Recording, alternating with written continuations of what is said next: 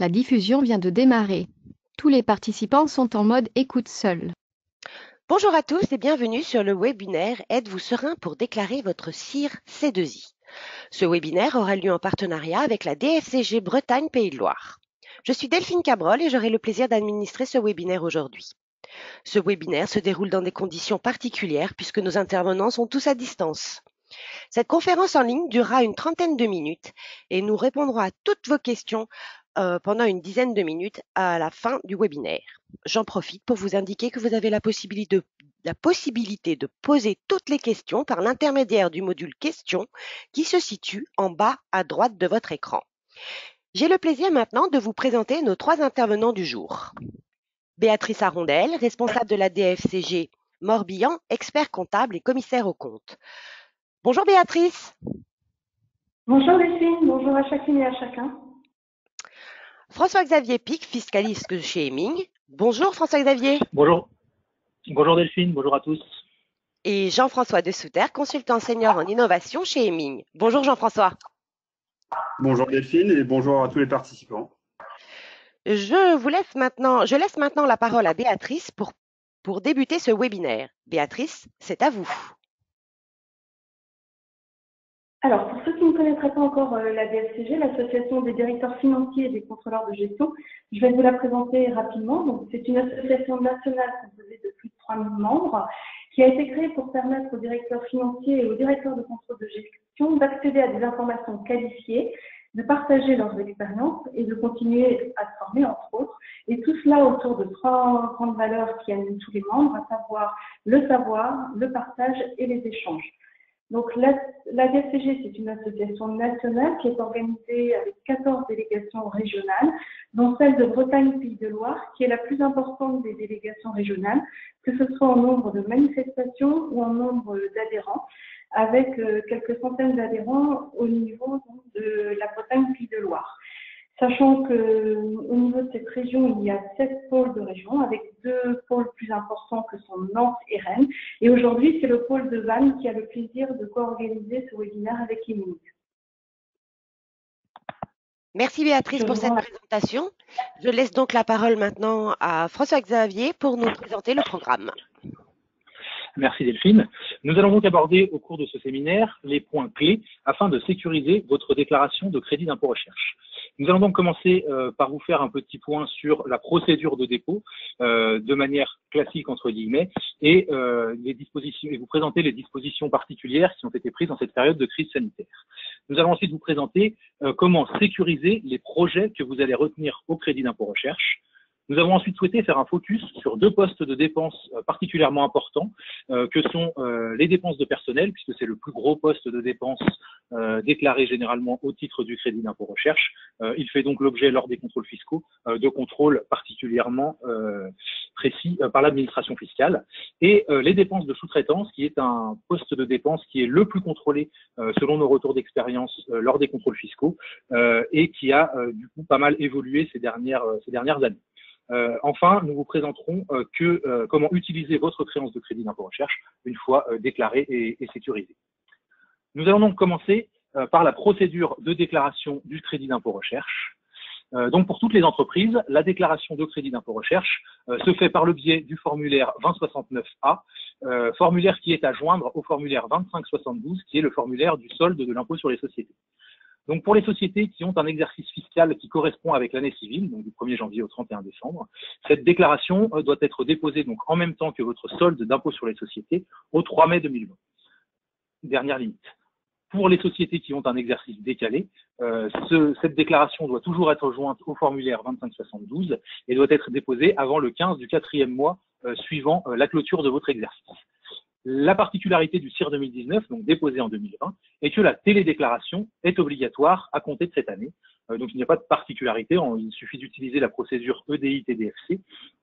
La seule différence avec le dépôt de la procédure papier est qu'il n'y a pas de formulaire à envoyer au ministère de la Recherche, la télédéclaration prévoyant l'envoi de la communication de ce formulaire de manière automatique. La loi de finances pour 2020 a ajouté une annexe à remplir pour certaines entreprises. En effet, les entreprises qui engagent entre 10 et 100 millions d'euros d'assiettes de dépenses de crédit d'impôt recherche devront fournir une annexe complémentaire indiquant le nombre de jeunes docteurs valorisés dans leur crédit d'impôt recherche. En effet, cette mesure a été prise pour identifier l'impact du crédit d'impôt recherche sur l'embauche des jeunes docteurs, l'une des finalités du dispositif étant de favoriser l'embauche de ces derniers dans le crédit d'impôt recherche, puisque, comme vous le savez, les jeunes docteurs sont valorisables pour le double de leur montant dans votre assiette de crédit d'impôt recherche. Le gouvernement a pris des mesures afin d'aider certaines entreprises à passer cette période de crise sanitaire. En effet, les entreprises qui ont une créance restituable en 2020 et seulement celles-ci peuvent demander le remboursement anticipé de leur créance de crédit d'impôt recherche avant même le dépôt de l'alias fiscal. Pour cela, ces sociétés devront remplir le formulaire 2069A, donc de déclaration de crédit d'impôt recherche, le formulaire 2572, donc de solde de l'IS, et le formulaire 2573, qui est le formulaire de demande de remboursement du crédit d'impôt recherche. Sont donc concernés par cette mesure les PME, puisqu'elles peuvent se faire rembourser leur crédit d'impôt recherche immédiatement, et les grandes entreprises dont la créance de crédit d'impôt recherche n'a pu s'imputer en année N et sur les 3 exercices suivants. Donc pour les entreprises qui sont dans cette situation, dont la créance est devenue restituable en 2020, elles pourront demander le remboursement anticipé de leur créance de crédit d'impôt recherche avant même le dépôt de l'alias fiscal. C'est donc le seul changement, c'est la possibilité de demander de manière anticipée son crédit d'impôt recherche. Une créance qui n'est pas restituable en 2020 ne le deviendra pas par ces mesures transitoires, pour le moment en tout cas. Donc une fois qu'on a sécurisé sa déclaration de crédit d'impôt recherche, Jean-François va vous faire une petite présentation de la manière de sélectionner les projets dans votre crédit d'impôt recherche. Je te remercie François-Xavier. Je souhaiterais tout d'abord revenir avec vous rapidement sur les activités rentrant dans le cadre des dispositifs crédit impôt recherche et crédit impôt innovation. Concernant le crédit impôt recherche, les activités éligibles se caractérisent par la levée d'un verrou technique ou scientifique pour lequel aucune solution applicable n'existe dans l'état des techniques existantes. Le crédit d'impôt associé représente 30% de l'assiette de dépenses déclarées, est ouvert à tout type de société sans aucun plafonnement. Le C2I, quant à lui, est réservé aux PME et porte sur la nouveauté du produit par rapport à un marché sur le plan soit technique, soit de l'éco-conception, soit de l'ergonomie ou de ses fonctionnalités. Les biens corporels et incorporels sont concernés par ce dispositif. Les opérations, quant à elles valorisables, sont les opérations de conception, soit de prototype, soit d'installation pilote avant commercialisation. Le crédit d'impôt associé représente 20% des dépenses déclarées. Il est plafonné à 400 000 € d'assiette de dépenses éligibles. Une fois la clarification faite entre les 2 dispositifs fiscaux pouvant être associés à vos projets d'innovation, je vous propose de revenir avec vous sur les différents éléments à prendre en compte dans l'analyse de vos projets. L'éligibilité des projets retenus, la qualification des temps passés sur les projets, la qualification des personnels retenus au titre du crédit impôt recherche. Concernant l'éligibilité, le premier point d'attention est l'adéquation de votre projet avec les critères d'éligibilité. 2 grands cas, des programmes de recherche qui sont mis en place dans le cadre de la levée d'un verrou scientifique ou technique identifié. Dans ce cas, il est nécessaire d'individualiser les activités éligibles en fonction des problématiques adressées et de voir si les personnels associés ont bien la qualification nécessaire. Des projets de recherche menés au sein de votre entreprise qui peuvent à la fois combiner des actions de R&D éligibles au titre du crédit impôt recherche, mais aussi des actions non éligibles au titre du crédit impôt recherche. À ce titre, dans ces 2 cas, le découpage de chaque projet en phases ou tâches clairement distinctes est impératif pour bien séparer les activités éligibles des autres activités. Ceci vous permet de définir un niveau d'éligibilité et un niveau de risque. Nous reviendrons plus tard sur la présentation sur les actions pouvant être menées afin de maîtriser ce premier niveau de risque à court et à moyen terme. Le second point d'attention est l'estimation des enjeux financiers. L'identification des ressources associées pouvant être éligibles. Ces ressources sont éligibles. Peut-on les relier à des activités éligibles? La quantification du temps passé au projet pour chaque ressource. Nous reviendrons aussi plus tard sur comment améliorer cette mesure à court et à moyen terme en cas de doute. Enfin, nous rappelons que le calcul des enjeux financiers doit se faire dans le strict respect de la réglementation édictée par l'administration. Ces 3 points vous permettent de positionner chacun de vos projets en fonction de son adéquation au dispositif, des éléments de preuve à disposition de l'entreprise au moment de la valorisation et d'en définir le risque associé. Nous trions à présent l'ensemble de vos projets selon les critères d'éligibilité et de capacité de justification. Nous pourrons voir 3 grandes catégories de projets. Les projets ou les activités qui répondent aux critères aussi bien au niveau de l'éligibilité que de la justification, représentés en vert. Les projets ou activités qui sont exclus du dispositif, en rouge sur le schéma. Et une 3e population en orange sur laquelle je vous propose de faire un focus, car elle représente à date une faiblesse, soit au niveau de l'éligibilité, soit au niveau de la faculté de justification technique, mettant potentiellement votre crédit impôt recherche en risque. C'est sur cette population qu'il sera nécessaire d'arbitrer et de mettre en place des actions correctives. Je vous propose tout d'abord de voir successivement les projets en faiblesse en termes d'éligibilité, plus les projets en faiblesse en termes de capacité de justification, et de voir les actions qui peuvent être menées à court et à moyen terme. Si on prend tout d'abord les projets en faiblesse en termes d'éligibilité, slide suivante. Pour l'année considérée, une première typologie d'action est possible. Il s'agit de vérifier l'adéquation entre les incertitudes, les travaux et les apports de connaissances, comme attendu par les organismes de vérification. Si cela ne permet pas de clarifier la situation, il est possible de prendre attache auprès de l'administration par voie de rescrit afin d'obtenir son positionnement concernant l'éligibilité de l'activité. Ceci dans la mesure où le calendrier le permet. Enfin, vous pouvez avoir recours à un cabinet référencé CIR qui vous apportera à la fois son benchmark et ses retours d'expérience concernant les positionnements de l'administration vis-à-vis d'activités analogues. Tous ces éléments vous permettront à court terme de porter un arbitrage concernant la retenue ou la non-retenue de votre projet dans le cadre du dispositif Crédit Impôt Recherche ou Crédit Impôt Innovation. À moyen terme, afin de réduire la proportion de projets en faiblesse au niveau de l'éligibilité, il est impératif d'améliorer la structuration de votre R&D. Ceci permettra de clarifier les enjeux techniques liés au projet et de faciliter l'individualisation des activités. Une meilleure formalisation des travaux vous permettra de vous assurer que l'éligibilité des travaux et de mieux identifier les phases éligibles des autres phases projet. Enfin, la réalisation de travaux dans le cadre d'un partenariat avec des organismes de R&D permettra une meilleure adéquation du projet avec l'attendu de l'administration, en particulier en ce qui concerne l'état des connaissances préalables aux travaux, mais aussi les contributions scientifiques et techniques associées au projet, point particulièrement regardé actuellement. Une fois la situation clarifiée concernant l'éligibilité des projets, il est essentiel de qualifier correctement les temps passés sur les opérations de R&D. Celle suivante. Pour cela, il y a 2 grandes typologies d'opérations qui peuvent être mises en œuvre. Des opérations pouvant être découpées sous forme de projets et qui à ce moment-là sont découpées sous la forme de différentes activités. Des programmes de recherche auxquels s'adressent différentes problématiques techniques. Il sera donc essentiel dans un premier temps de les phaser afin d'individualiser les activités éligibles et les activités non éligibles.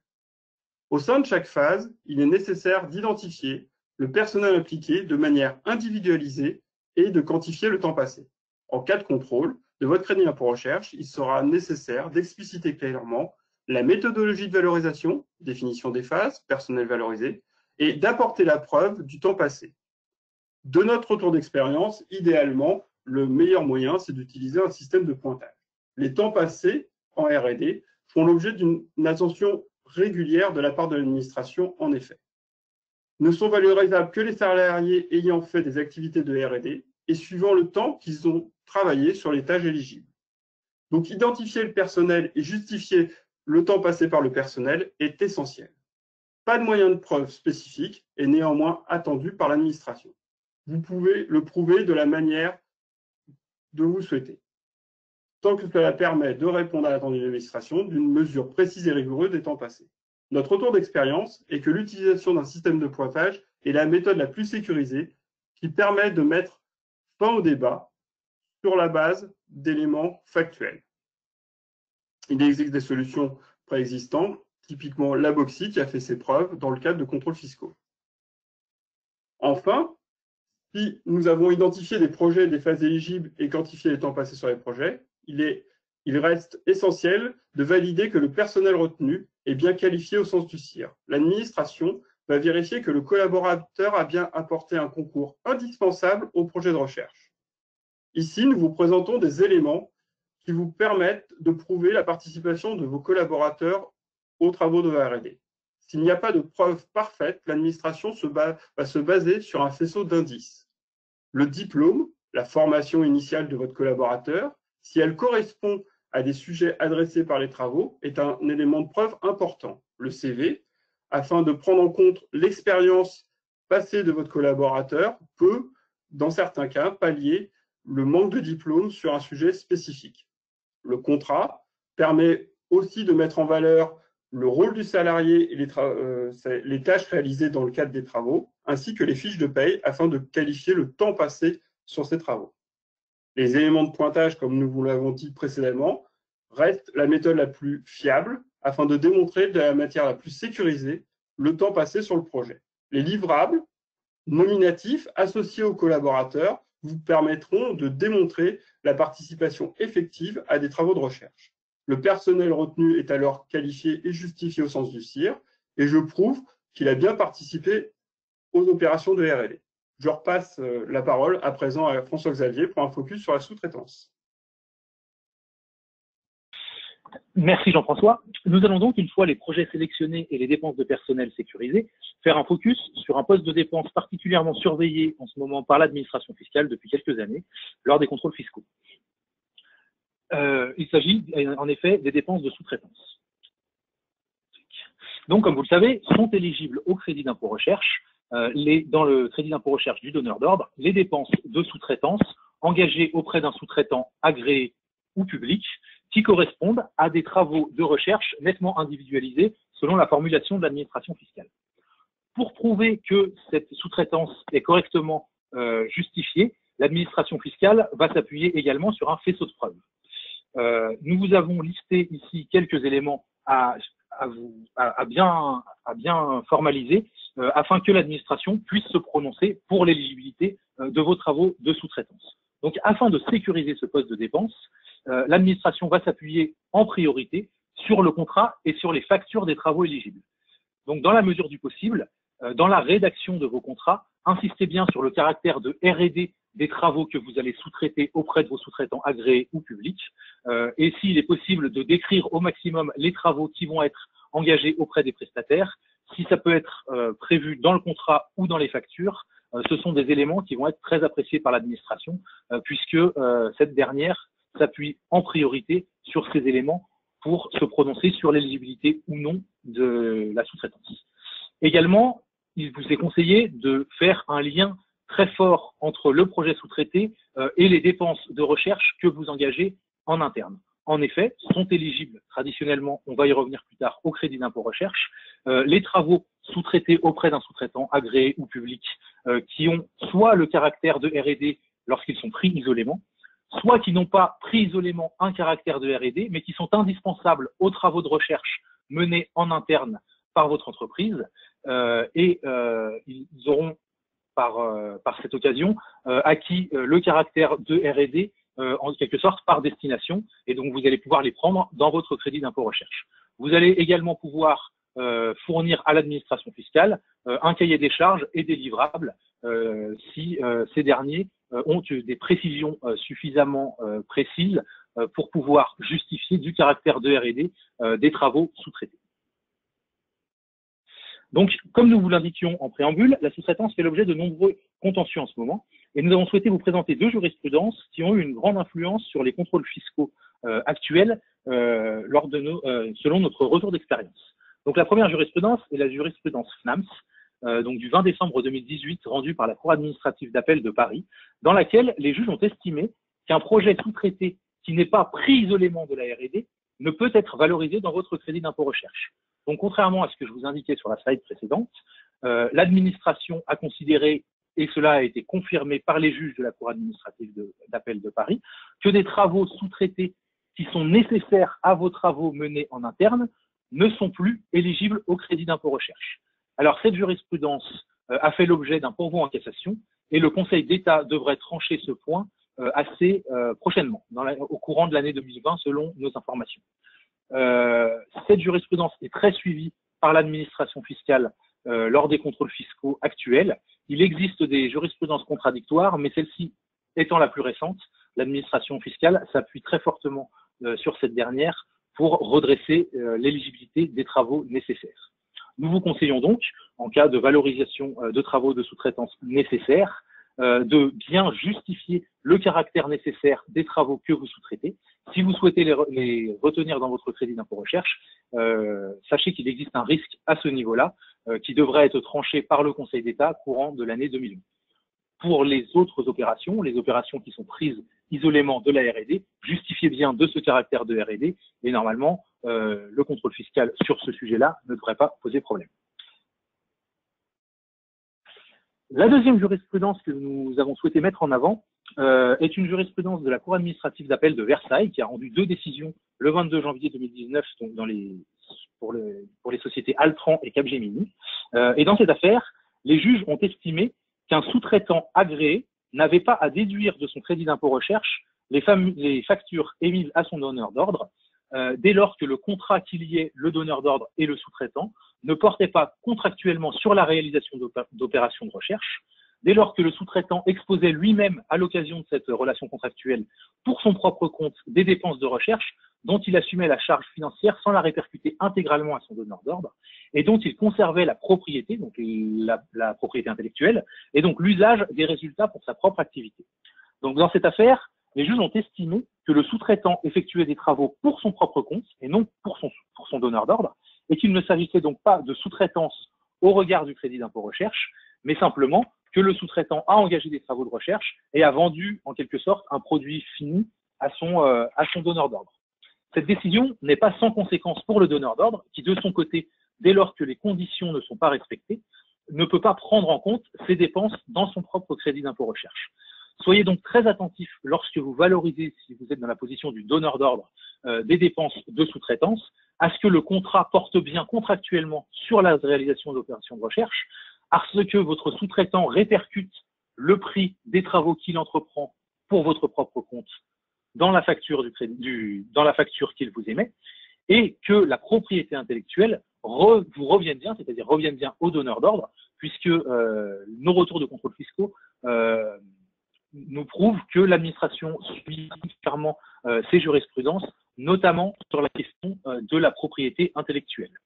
Il est à noter que cette décision n'a pas fait l'objet d'un pourvoi en cassation, donc elle devrait être confirmée et en tout cas l'administration la suit de manière assez précise. Enfin, la sous-traitance a également évolué d'un point de vue légal. En effet, la loi de finances 2020 indique que pour être éligible au crédit d'impôt recherche, les travaux sous-traités doivent être effectués par le sous-traitant en interne. En d'autres termes, le sous-traitant ne peut pas sous-traiter à son tour, donc pas de sous-traitance en cascade, les travaux qui lui ont été confiés par son donneur d'ordre, sous peine de voir sa facture inéligible dans le crédit d'impôt recherche de son donneur d'ordre. Par dérogation, les sous-traitants peuvent eux-mêmes recourir à des sous-traitants si et seulement si les dits sous-traitants sont eux-mêmes agréés ou publics. En d'autres termes, un donneur d'ordre peut valoriser la facture de son sous-traitant si ce dernier a effectué les travaux en interne ou si ce dernier a lui-même sous-traité auprès d'un sous-traitant public ou auprès d'un sous-traitant privé agréé. Dans tous les autres cas, le sous-traitant qui n'a pas effectué ses travaux en interne verra la facture qu'il émet ne pas être éligible au crédit d'impôt recherche de son donneur d'ordre.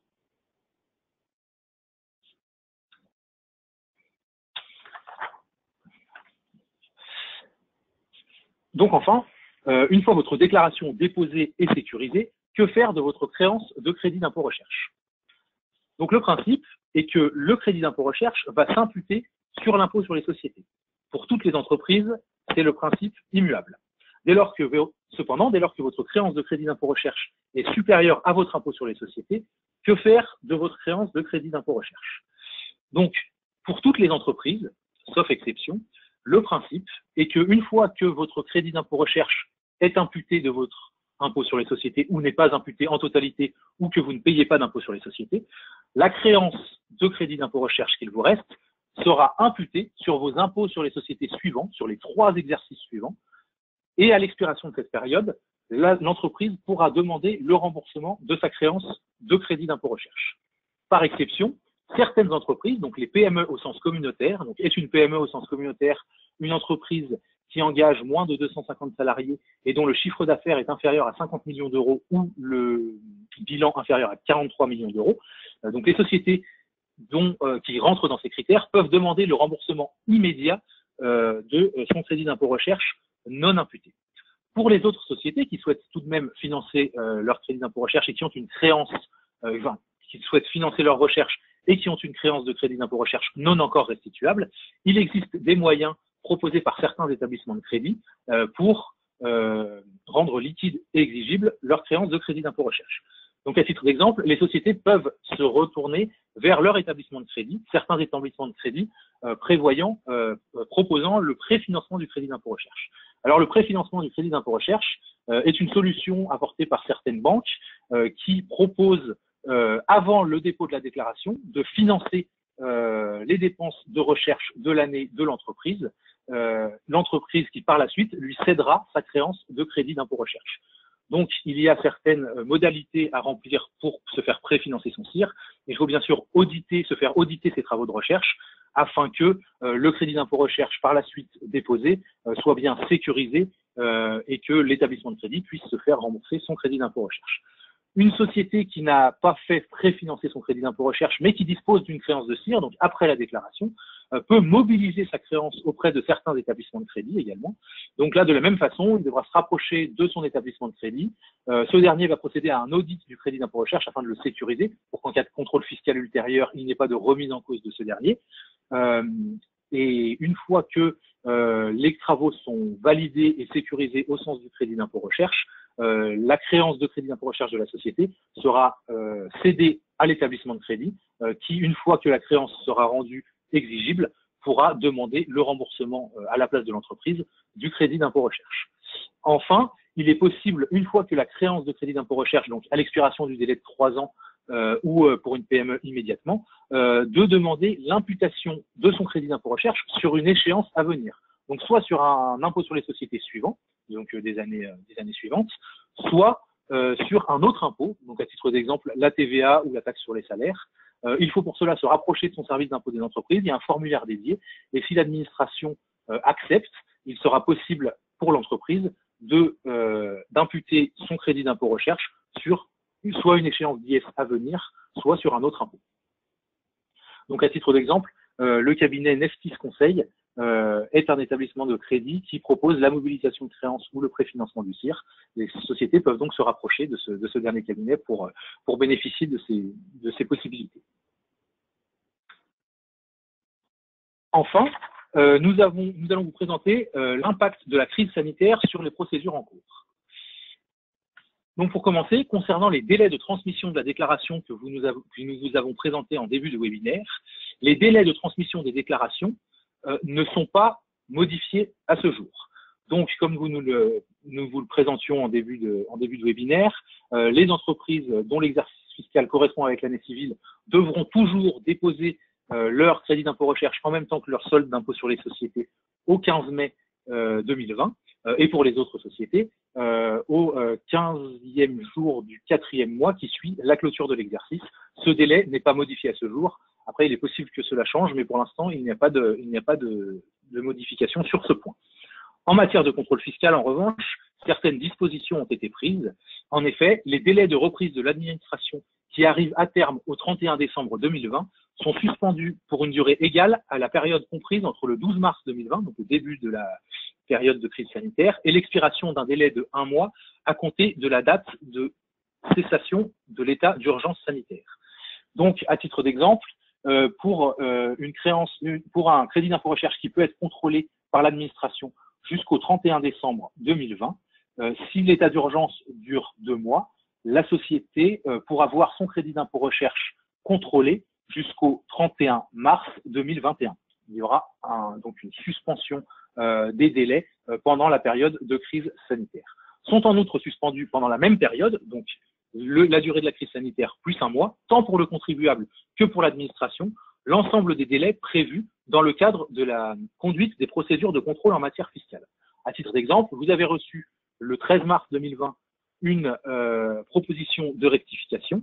Donc, le délai qui expire au 13 mars 2020 se verra reporté à la suite de la crise sanitaire, donc pour un mois plus un jour. Vous aurez donc jusqu'à la fin de la période de crise sanitaire plus un mois pour répondre à la proposition de rectification. Et enfin, la suspension des délais concerne également ceux applicables en matière de rescrit. Je vais rendre la parole à Delphine pour voir s'il y a des questions. Merci beaucoup. Merci beaucoup François-Xavier, Jean-François et Béatrice pour ce webinaire très intéressant.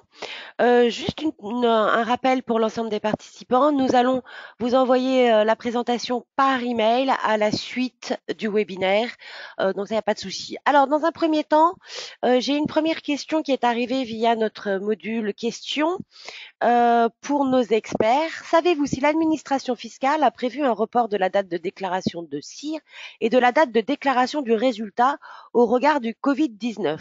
Qui souhaite répondre parmi nos experts? Alors, je vais prendre cette question. Alors non, pour l'instant, mais encore une fois, ça peut évoluer en fonction de la durée de la période de crise sanitaire. Il n'y a pas de report de délai du dépôt de la déclaration. La seule chose pour l'instant qui a changé est la possibilité pour les entreprises qui ont une créance restituable en 2020 de déposer cette demande de remboursement avant le dépôt de l'alias fiscal. Pour les délais de dépôt de la déclaration et de l'alias fiscal, à ce jour, il n'y a pas de changement. Merci François-Xavier pour ces informations. J'ai une deuxième question de la part de Béatrice Arondel. Je vous laisse la poser peut-être, Béatrice. Alors oui, ma question concerne le préfinancement du CIR. Donc, comme vous l'avez dit, naturellement, l'entreprise va s'adresser prioritairement aux établissements bancaires avec lesquels elle travaille. En cas de refus de la part de ces établissements de préfinancer le CIR de l'entreprise, est-ce que vous pourriez nous indiquer une liste de banques qui préfinancent plus facilement le CIR? Jean-François, je te laisserai peut-être répondre à cette question. Avec plaisir. Merci Béatrice pour cette question qui est importante en cette période où il y a pas mal besoin de trésorerie au niveau des entreprises. De notre retour d'expérience, il y a beaucoup de banques qui font cette proposition d'offre de préfinancement. Je citer en particulier le CIC, la Banque Postale, la BNP, la Société Générale. Néanmoins, les volumétries de dossiers traités par ces banques sont assez faibles. Il est possible de s'adresser à des acteurs qui sont spécialisés, comme la société de conseil Neftis, comme l'a indiqué précédemment François-Xavier. On pouvait au préalable s'adresser à la BPI, mais aujourd'hui, cette offre n'existe plus au sein de la BPI. Que ce soit au niveau des banques ou au niveau de Neftis, ces organismes font en général appel à des sociétés référencées CIR afin de s'assurer de la sécurisation de leurs créances. Notre conseil, c'est afin de s'assurer de l'acceptation de votre préfinancement de la manière la plus rapide et la plus complète et éviter un refus, c'est de préparer un dossier solide avec présentant tous les éléments de preuve, que ce soit au niveau de la valorisation ou de la justification, avant de mettre en place une démarche de préfinancement. Voilà. Merci beaucoup. Merci beaucoup. J'ai une question qui vient d'arriver sur le module question d'un des participants. Clôturant en juin 2020, puis-je déposer mon CIR 2019 en avril et demander le remboursement au plus tôt? Qui souhaite répondre à cette question parmi nos experts? Alors, je veux bien répondre. Est-ce que vous pouvez la répéter, s'il vous plaît? Je vais la répéter. Clôturant en juin 2020, puis-je déposer mon CIR 2019 en avril et demander le remboursement au plus tôt? Alors, aujourd'hui, il est en effet possible de déposer une demande de remboursement de crédit d'impôt recherche de manière anticipée. En revanche, les dates de clôture n'ayant pas été avancées, il me semble peu probable que vous puissiez déposer votre formulaire 2069A avant même la clôture de votre exercice, puisque l'exercice est clôturé en juin 2020. Donc, la demande de remboursement étant une réclamation contentieuse, il va être possible éventuellement d'en faire la demande. Cependant, à notre sens, cette demande de remboursement a peu de chances de prospérer, la déclaration n'étant pas forcément possible de manière anticipée. Un grand merci pour cette réponse, François-Xavier. J'ai une dernière question, peut-être qu'il y en a d'autres qui vont arriver via le chat. La réponse positive de l'administration fiscale à une demande d'agrément sur un projet a-t-elle valeur de prise de position sur le caractère éligible des dépenses? Qui souhaite répondre à cette question? Alors, je vais la prendre puisque cette question tombe à point. Il y a une jurisprudence assez récente qui s'est prononcée sur le sujet. Alors, c'est vrai que on pourrait penser la demande d'agrément consistant à décrire un projet de recherche. On pourrait penser que l'acceptation de l'agrément par l'administration fiscale ait valeur de prise de position de l'administration sur l'éligibilité, puisqu'il faut que la société prouve qu'elle soit en mesure de faire de la recherche. Donc on peut se dire qu'une réponse de l'administration fiscale positive permet à l'administration, permet à l'administration de s'être prononcée sur l'éligibilité d'un projet au titre du crédit d'impôt recherche. Cependant, les juges ont considéré que ce n'est pas parce qu'une société a eu l'agrément en décrivant un projet en particulier que ce projet est éligible au crédit d'impôt recherche. On peut donc en conclure qu'il y a une définition différente selon l'administration fiscale et selon le ministère de la recherche et développement en fonction de si on demande un agrément au ministère de la Recherche ou si on déclare du crédit d'impôt recherche. Dans tous les cas, votre réponse positive d'agrément ne vaudra pas prise de position de l'administration fiscale sur l'éligibilité de ce projet au crédit d'impôt recherche. Merci beaucoup pour cette réponse. Écoutez, nous arrivons au terme de ce webinaire et nous n'avons plus de questions qui nous sont posées à l'heure actuelle. Je vais donc profiter pour remercier l'ensemble des intervenants aujourd'hui, notamment Béatrice Arondel et la DFCG Vannes, on va dire, Paul de Vannes, ainsi que Jean-François et François-Xavier. Si tu peux passer la dernière slide, ce serait formidable.